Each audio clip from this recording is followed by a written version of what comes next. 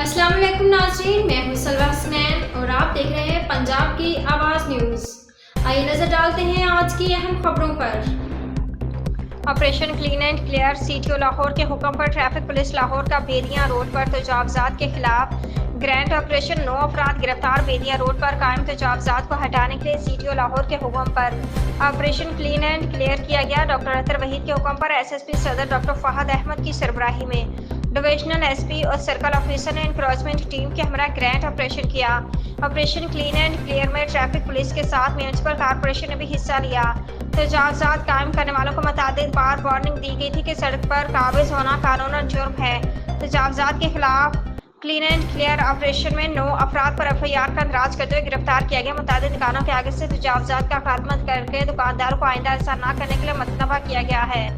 अपने फायदे के लिए सड़क पर काबिज होना और आमदोरफ्त बंद कर देना हरगिज मंजूर नहीं, इस पर एक्शन लेंगे।